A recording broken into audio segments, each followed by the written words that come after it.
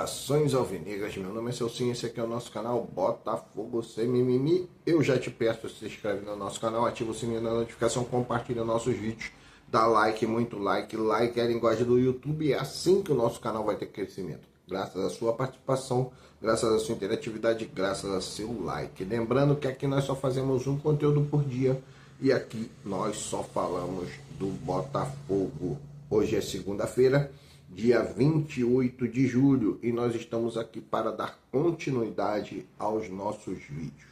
Bom, a rodada terminou ontem, né?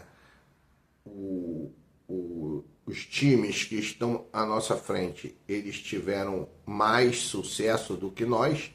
Não vamos dizer que nós não tivemos uma evolução na tabela, não é uma evolução técnica, não é nada disso, é uma evolução na tabela, porque o Cruzeiro que estava à nossa frente perdeu e nós empatamos, então nós diminuímos um ponto para o Cruzeiro. Nós temos ali 2 jogos a mais, ou 2 jogos a menos, ou 1 jogo a menos que o Cruzeiro, e ainda temos um confronto direto. Nesse caso, o Botafogo já poderá ultrapassar o Cruzeiro na próxima rodada, né? Na próxima rodada. E aí ficar numa condição melhor, e ir em busca dos que estão à nossa frente. Lembrando que o líder está a 10 pontos do Botafogo. O Botafogo tem 26 pontos, o líder tem 36 pontos. Mas nós temos ali um jogo a menos. E sem contar o jogo a menos, teremos o confronto direto do segundo turno. Então nós temos que ter calma, nós temos que ter paciência. O segundo turno vai ter aí 19 rodadas, e em 19 rodadas tudo pode acontecer. Não é nenhuma terra arrasada a nossa atual posição, que é a 6ª posição. Nós vamos ter confronto direto com o Bahia, nós vamos ter confronto direto com o Bragantino, nós vamos ter confronto direto com o Palmeiras, nós vamos ter confronto direto com o Flamengo, nós vamos ter confronto direto, aí mais uma vez o jogo de volta com o Cruzeiro, né? Então nós temos condições de recuperar esses pontos. É difícil sim, muito difícil por sinal. Mas o que o Botafogo precisa fazer, cara? O Botafogo precisa continuar ganhando, ou recomeçar a ganhar, retornar às vitórias. Porque o último jogo, apesar do nosso domínio fantástico no primeiro tempo, foi um domínio realmente fantástico no primeiro tempo, no segundo tempo o time caiu muito de produção, né? Muito por conta da parte física, do desgaste, que foi a intensidade do primeiro tempo, como também por conta das substituições. O exemplo que eu dou, o Corinthians, ele fez aquela amarra, né? Conseguiu fazer aquela amarra e conseguiu sair derrotado apenas por um gol. Isso fez muita falta ao Botafogo, fez muita diferença. A superioridade do Botafogo no primeiro tempo não se transformou em resultado. Eu sempre falo assim, o time que é superior, né? O time que é superior em qualidade precisa traduzir em resultado a sua superioridade. Não adianta nada você ser superior em qualidade e não traduzir essa superioridade em resultado. É fundamental que isso ocorra. E o Botafogo não conseguiu fazer isso no primeiro tempo. Tivemos muitas chances de gols, mas tivemos poucos chutes a gol. O Botafogo foi muitas vezes à linha de fundo, e quando cruzava só tinha um Arthur Cabral. Eu vejo todos os jogos do campeonato. Eu procuro assistir. Ontem mesmo eu vi o Fluminense, ontem eu vi o Vasco, ontem eu vi o Flamengo. E o que eu reparo é que esses times, mesmo com inferioridade, como o caso do Fluminense e do Vasco, que são inferiores ao Botafogo, quando chegam na área, quando chegam pelas laterais, tem mais de um jogador ali para poder fazer a conclusão. O Botafogo chuta muito pouco a gol, muita falta, nós sentimos muito a falta do Marlon Freitas, que também nos últimos jogos não tem chutado a gol. O Marlon Freitas tem chutado muito pouco a gol, nem parece o Marlon Freitas do Atlético Goianiense. O Marlon Freitas do Atlético Goianiense chutava de todas as distâncias, média distância, longa distância, média distância e curta distância. Chutava de todo jeito. O Marlon Freitas, quando chegou ao Botafogo, diminuiu ali a sua média de chutes a gol, pelo menos ali em 60%. Hoje o Marlon Freitas está arrematando a gol 20% do que ele fazia no Atlético Goianiense. 20%. Eu acompanho todos os jogos, eu vejo o Botafogo, eu tento fazer ali a minha médiazinha e eu consigo observar isso. Se você tiver algum aplicativo, alguma ferramenta que possa te trazer esses números, observa, passa a observar. Então Marlon Freitas não tem feito isso. Mesmo assim, ele é um controlador. Ele tem uma noção melhor daquilo que precisa ser executado. Por exemplo, aquelas bolas que eu falei, já falo isso em vários vídeos, aquelas bolas que você pega, que ele pega ali do lado esquerdo do campo e joga para o ataque do Vitinho ou do Matheus Ponte. O Matheus Ponte é até melhor um pouco do que o Vitinho. Aquela bola que você lança e o jogador que está na lateral direita, ele avança por dentro da linha de defesa do adversário e vai pegar essa bola lá na ponta, já para arrematar a gol, já para fazer a conclusão a gol. Então o Marlon Freitas tem essa qualidade, além do passe vertical entre as linhas, é melhor, o Marlon Freitas é melhor, ele já tem uma noção, ele já tem mais entrosamento. E sentimos muito, aí eu acho que até foi mais do que o do Marlon Freitas. A falta do Arthur, eu acho que foi maior do que a falta do Marlon Freitas. Por quê?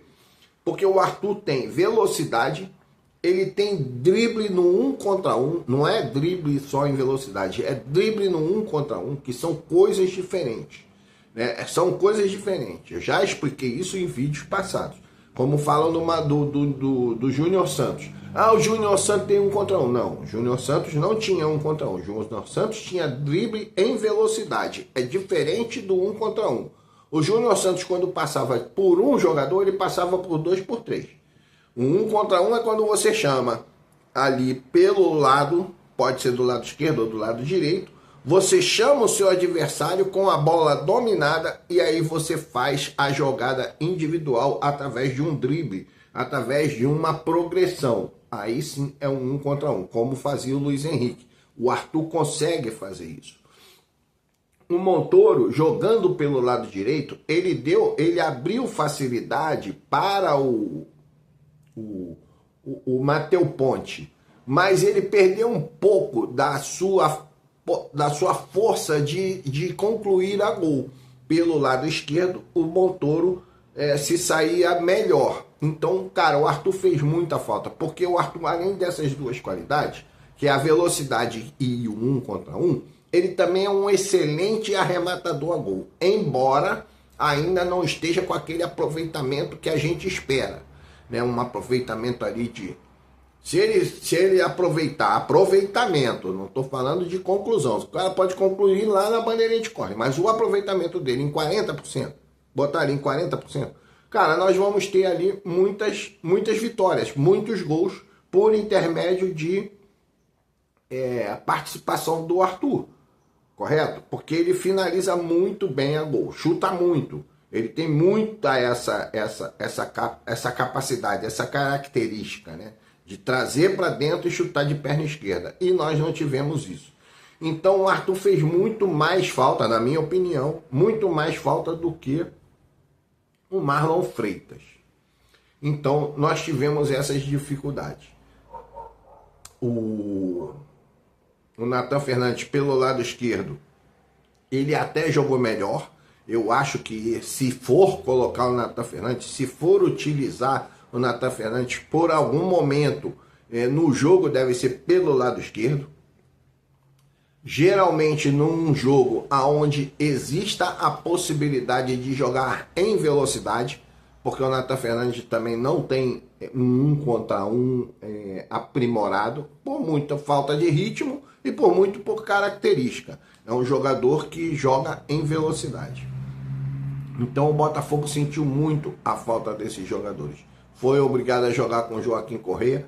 Vou explicar. O Joaquim Correa, de acordo com o que entrou o Savarino, vocês lembram que o Savarino substituiu o Joaquim Correa no jogo, correto? De acordo com o que entrou o Savarino, que não jogou bem, não tem jogado bem, eu ainda acho que até o Arthur Correa poderia assumir a titularidade, com o time completo. Mas aí com o time completo, com o Arthur, com o Marlon Freitas e Nilton. O Alan, eu não sei se ele seria titular ali na primeira, como primeiro volante. Eu não sei se ele tomaria essa vaga do Nilton. O Nilton não jogou mal, o Nilton jogou bem. Eu não sei aí qual seria o titular.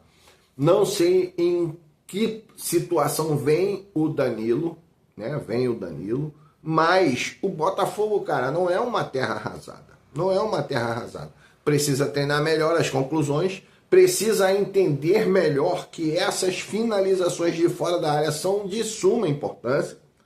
Eu lembro e vou lembrar você, por isso que eu te peço, se inscreve no canal. Se inscreve no canal, vê vídeos passados. Todos os nossos vídeos são numerados. No início do vídeo e no final do vídeo tem a numeração. Eu tenho feito isso agora, eu tenho aprimorado um pouco a nossa participação no vídeo. Então agora você já tem uma numeração. Eu vou procurar fazer nos outros vídeos, vou ver se há possibilidade de fazer uma edição, porque são vídeos antigos. Mas quando você consulta lá, tem lá o número do vídeo. Então você vai ver que em vídeos passados, muito tempo, eu lembrava da situação do Paulo César Guzmão, quando foi técnico do Botafogo, lá para 2005, eu não lembro o ano do Paulo César Guzmão não. Mas eu vou consultar e depois vou confirmar aqui para você o ano do Paulo César Guzmão. Eu lembro que o Botafogo, inclusive num jogo contra o próprio Corinthians, eu lembro disso. No jogo contra o próprio Corinthians, o Botafogo em 7 minutos, vou colocar assim, o Botafogo já tinha dado 8 a 9 chutes a gol. Por quê? Porque o time chegou fechado, o Corinthians chegou fechado, com aquela linha de 5, né? Aí vem aquela linha de 4, e aí, conforme o Botafogo ia chutando a gol de longa distância, essa linha de 4, essa segunda linha de 4, ela avançava um pouco para aumentar a distância entre o jogador do Botafogo e o gol. Por quê? Porque eles viram, cara, se a gente ficar aqui, toda vez que eles chegarem ali, eles vão chutar gol. E eram chutes perigosos. Na época, o Botafogo tinha bons jogadores, se não me engano, César Prates. Tinha bons jogadores, bons chutadores. Joilson. Tinha um grupo bom de jogadores. Então, o Corinthians, ele começou a avançar um pouco e começou a surgir espaço entre linhas, né? Entre a segunda linha e a primeira linha de defesa, correto? E aí o Botafogo, através de jogadas individuais, conseguiu chegar ao gol, e naquele dia eu acho que venceu o Corinthians, se não me engano, por 3 a 1, 2 a 0, uma coisa assim, 1 a 0, eu não sei, mas o Botafogo venceu o Corinthians. Então era uma época. Então o que os jogadores daquela época entendiam? Que é muito importante a finalização de média e longa distância. Cara, abriu, chuta, né?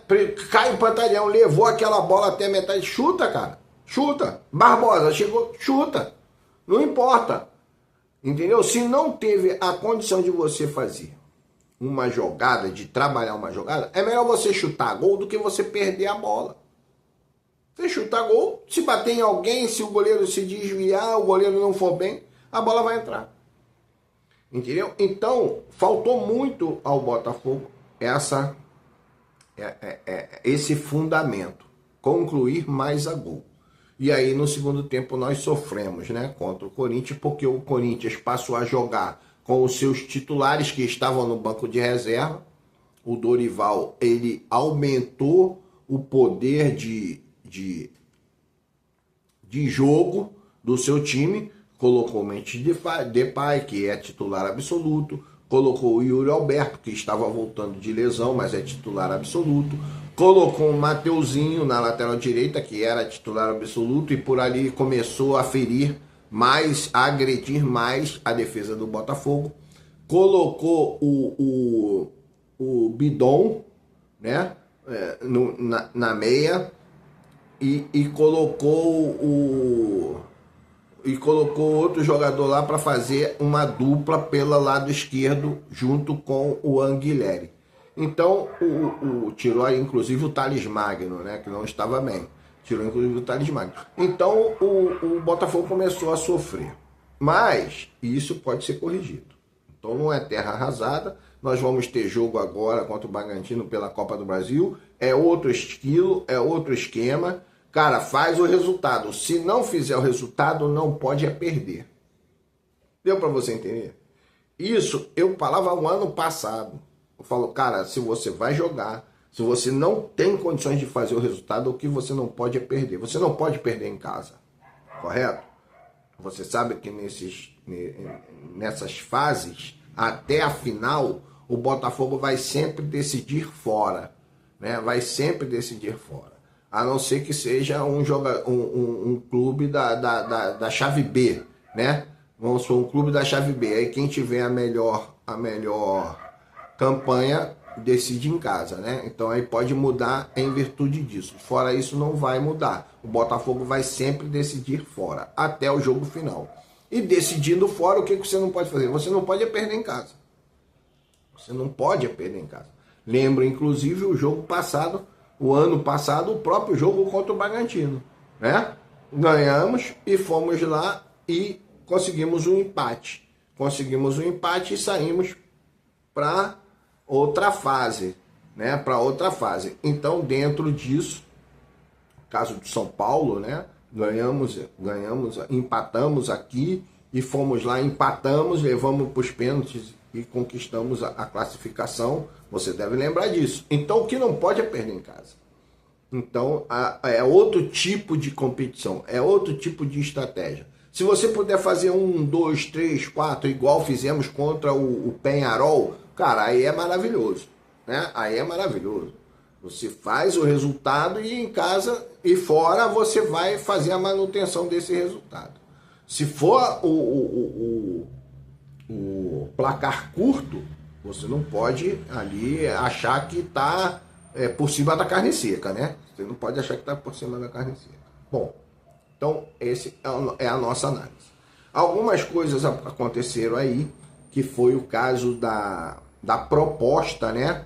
Se não me engano, é do Spartak Moscou para o Arthur, nosso ponta-direita, e do Al-Shabaab Al-Ali, sei lá, para o Marlon Freitas. A proposta do Marlon Freitas é ridícula, o Botafogo descartou direto.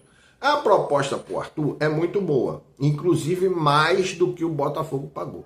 Aí você vê como é que é a posição da torcida. No início do ano, a torcida queria escorraçar o Arthur. Agora o Arthur é super importante para nós. Então, eu não venderia, ou melhor, eu até venderia, mas eu venderia já com outro jogador em mente. Já com outro jogador em mente. Você precisa ter ali 2. Você sabe que o Botafogo precisa de reforços. O Botafogo precisa de um zagueiro pela direita, não sei, parece que hoje deve definir a questão do Dantas. Um volante, eu já falei volante, eu iria lá no Federico Redondo, cara. Gasta um dinheirinho e traz o cara, Federico Redondo. Um ponta direita, aí tem vários nomes aí, Luiz Guilherme e tal, tem vários nomes, tem que ir. E agora, se fosse o caso de vender o Arthur, precisaria de 2 ponta direita. E um centroavante. Centroavante eu já falei, vai lá no Spinelli, cara. O Spinelli tá ali de bobeira. E é possível contratar o Spinelli, jogador Independente Del Valle. Eu faria isso. Bom, então é isso aí. Vamos lá, se inscrever, compartilhar, dar muito like e saudações alvinegras.